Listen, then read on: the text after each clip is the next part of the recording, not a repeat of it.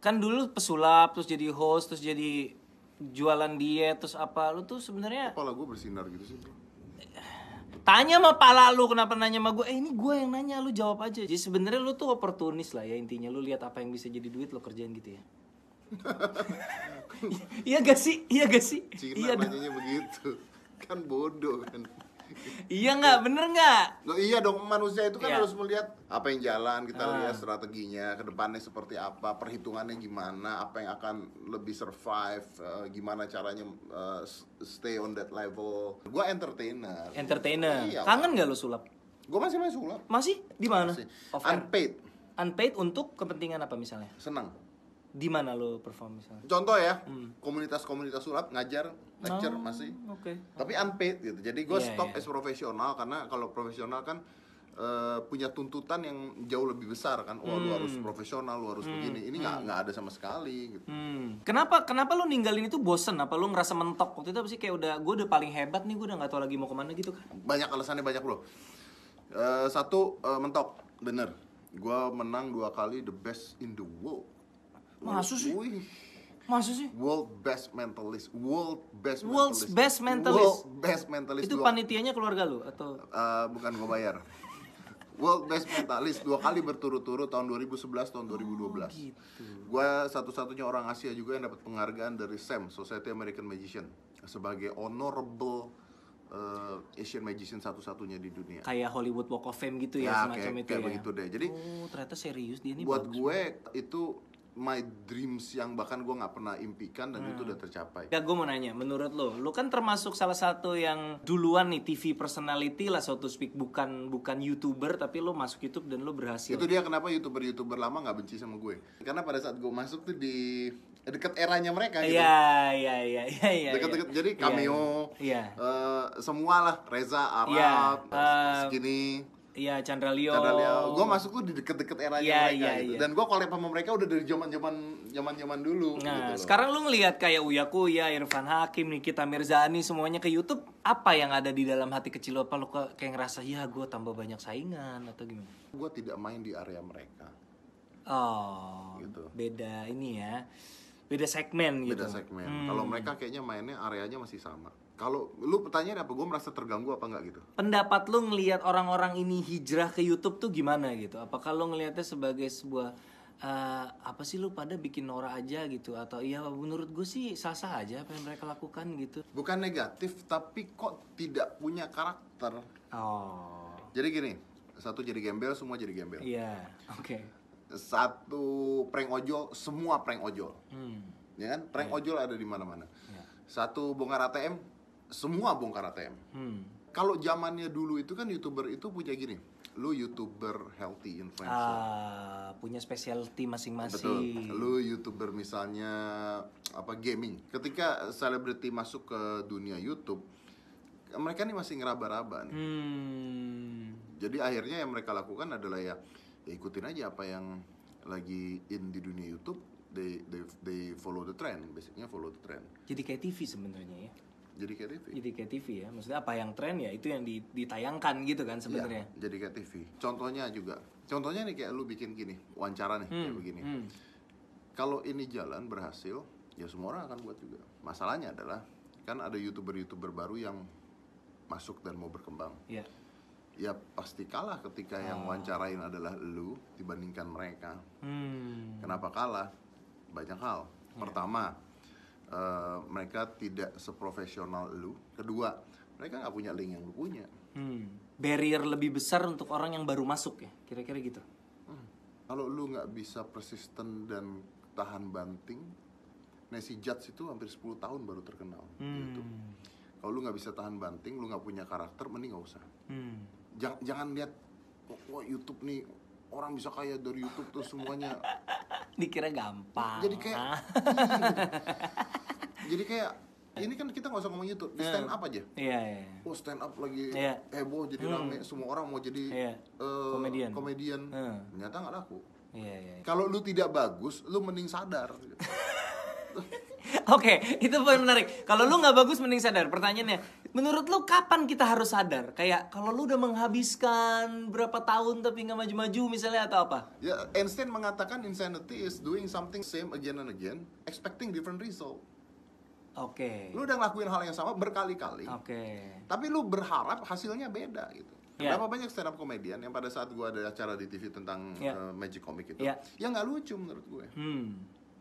Entah karena tidak siap materi, entah karena apa, tapi akhirnya one opportunity Iya. on the TV can kill your. Iya. Padahal kalau itu opportunity bisa dia pakai, siap tiba-tiba yang nonton misalnya ada orang event organizer atau produser TV lain misalnya, itu jadi opportunity. Nih ya, gue yakin nih banyak stand up comedian yang nonton because it's on you. Gue ketemu berapa stand up comedian, gak usah sebut nama. Iya. Gue nanya sama mereka, sorry nih bro, lu gak lucu tadi. Oke.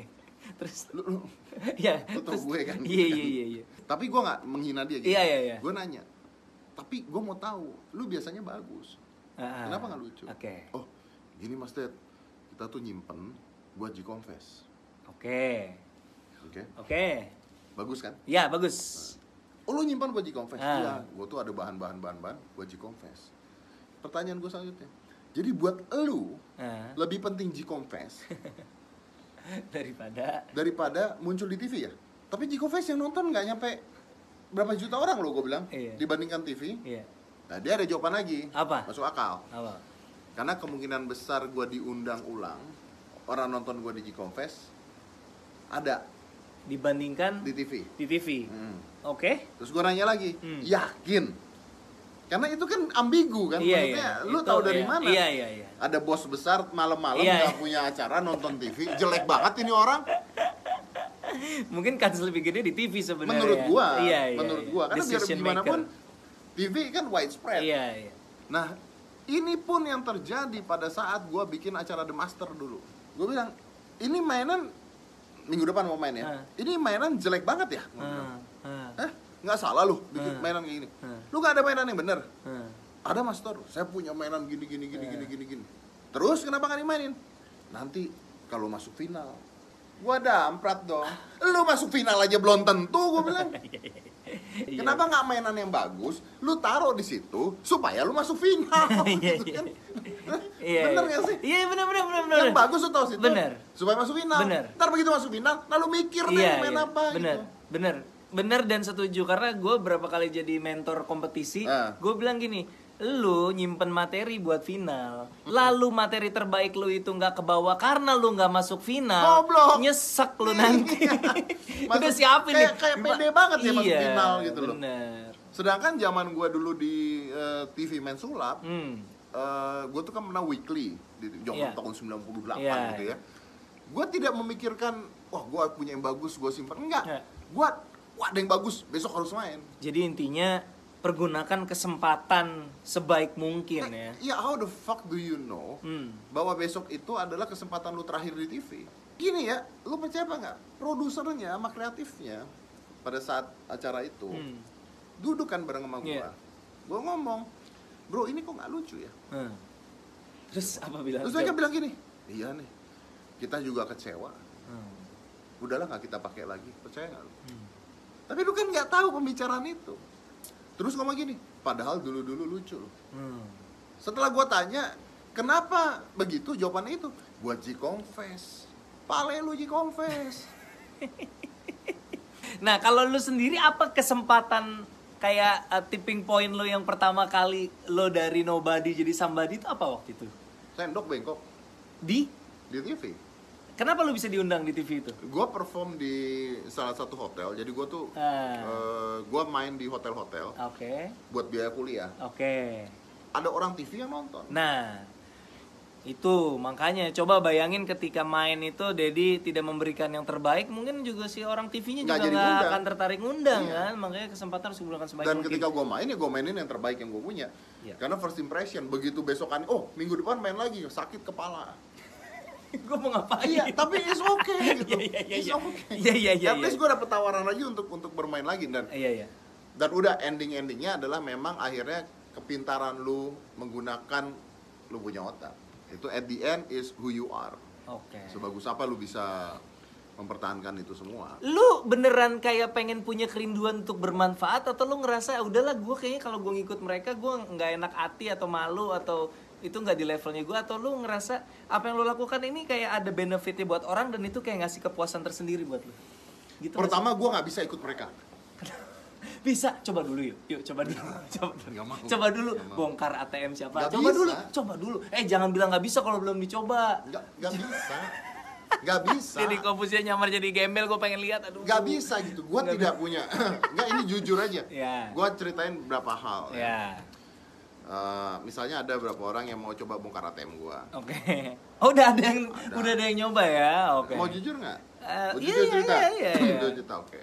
Ada nggak mau bongkar ATM gue? Ada. Nah, terus lokasi nggak? Terus gue bilang, gini bro atau sis. Pertama, lu mau yang isinya berapa? Asik. Mantap, bagus. Tidak semua orang bisa menjawab seperti itu ketika ATM-nya mau dibongkar. Iya. Bagus. Lu mau yang isinya berapa? Oke. Ya, karena ATM gua, lu mau dari 100.000 atau lu mau sampai berapa puluh miliar gua? Mantap. Gua gituin sama dia. Bagus. Terus ketika ditanya gitu jawabannya apa? Yang gede dong. Yang gede dong, oke. Lu bisa jamin setelah ini tidak keluar di berita jadi negatif, tidak jadi masalah dengan pajak, tidak jadi masalah dengan orang-orang? Tentu tidak dong. Tidak bisa. Tidak bisa. Padahal gue bayar pajak, Iya. silakan dicek pajaknya. Iya. Tuh. Terus gue bilang gini, tapi maaf nih, yang gede ya, Iya. bongkar yang gede dong, Iya. yang miliaran. Iya, oke.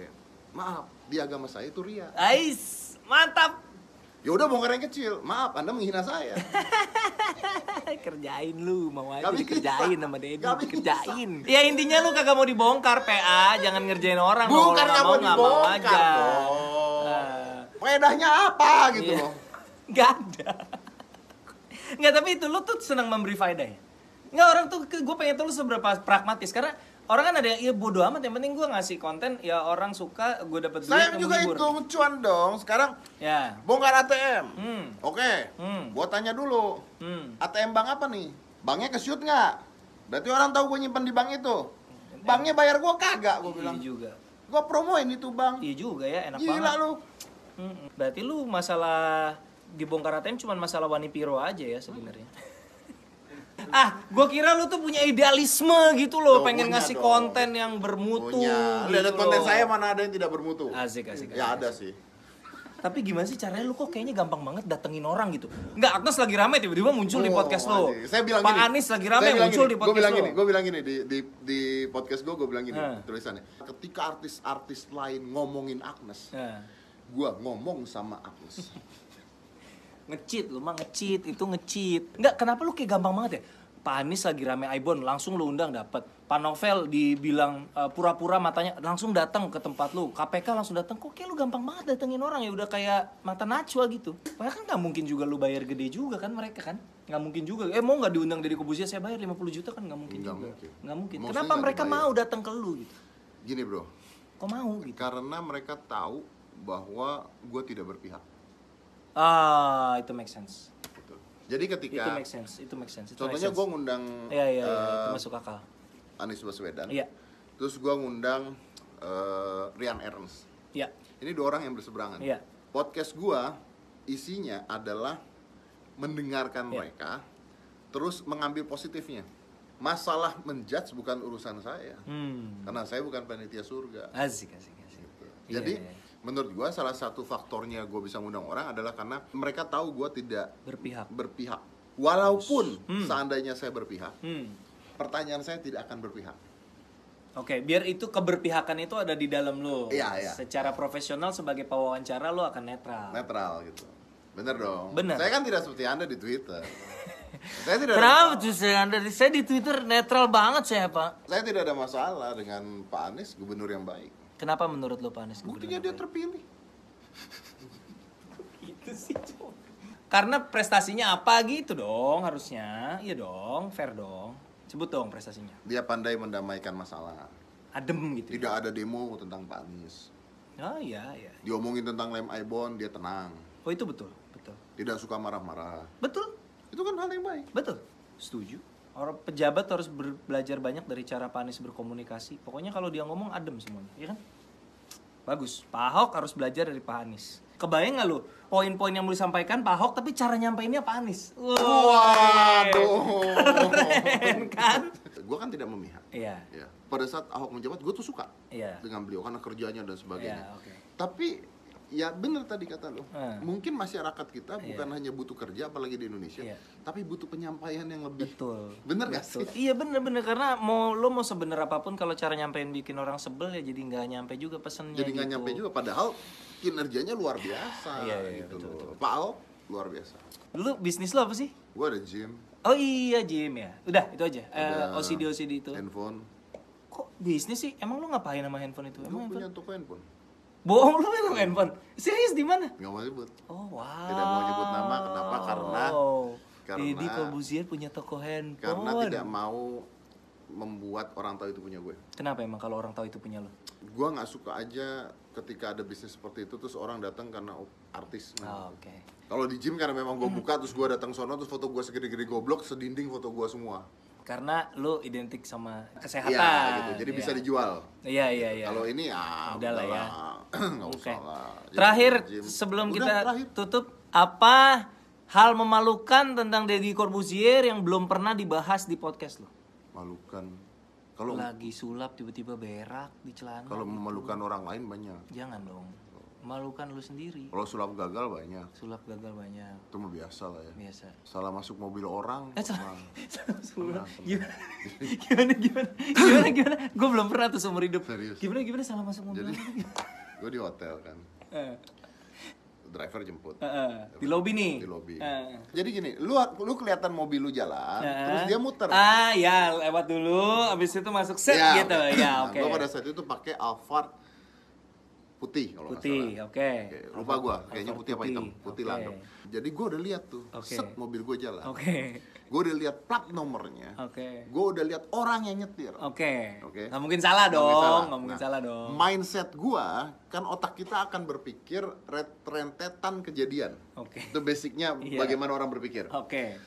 Yang gua nggak lihat adalah 3 mobil di depan dia ada Alphard putih juga. Ngerti ya? Ngerti ya? Iya, Tapi iya, ini belum muter loh. Iya. Ini belum muter. Iya. Dua-duanya belum muter nih. Belum muter. Iya. Jadi otak gua adalah mobil yang pertama muter tuh mobil gua dong. Oke. Set. Muter lah, set. Berhenti di depan gue. Berhenti di depan gue. Karena memang semuanya kan berhentinya di situ. Iya. Pintu otomatis kebuka. Kebuka, terus kebuka. Gue masuk dong. Kenapa lu tahu? Enggak, gue ngebayangin gue belum pernah ada dalam situasi kayak gitu. Pasti ngerasa goblok banget. Terus lo naik. Gue naik, jelek. Nah begitu gue naik, gue tuh sudah merasa ada yang aneh. Karena gini, mobil tuh kan ada aromanya. Iya betul. Iya kan? Iya. Subconsciously lu Betul. tahu tuh mobil tuh Iya, aromanya beda. betul. Gitu. Warna interiornya sama. Sama. Warna Cuman you interiornya know sama. something is wrong. Iya. Something is wrong. Dia pakai pewangi, gue tuh nggak pernah pakai pewangi. Iya, oke. Tiba-tiba gue nengok kiri, ini kenapa ada emak-emak melotot terus? Ya gue liatin balik.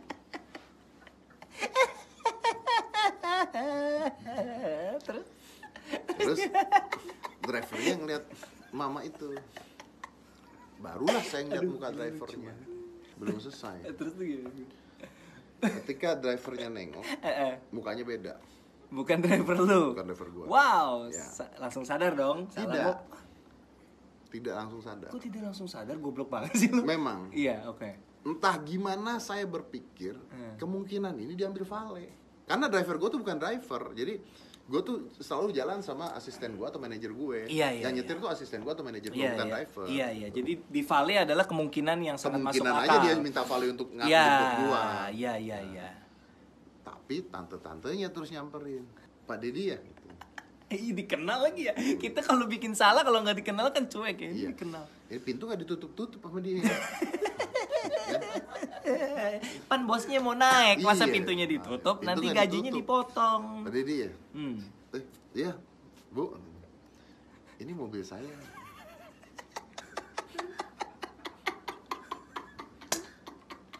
Maksud gua tuh tante-tante juga bodoh. Kenapa? Nah, Salah mobil dia. gua kan di belakangnya, naik aja mobil gue. Ya nggak gitu konsepnya, bos. Sama-sama Nggak aja, gitu tapi kan dong. tidak membuat orang malu kalau dia udah Ya, lu udah- naik aja mobil gue. Terus gue ngeliat drivernya, ngeliat suasananya, terus mobilnya sama tante. Gitu. Saya turun lah kayak orang goblok. Saya sih nggak malu sama tantenya sama drivernya karena buat tante dan driver itu kesalahan saya. Iya. Saya malu sama orang yang ngantri. Banyak ya. Mana pada saat itu saya master mentalis. Wow. Alim baca pikiran orang. Ternyata pikiran sendiri tidak terbaca.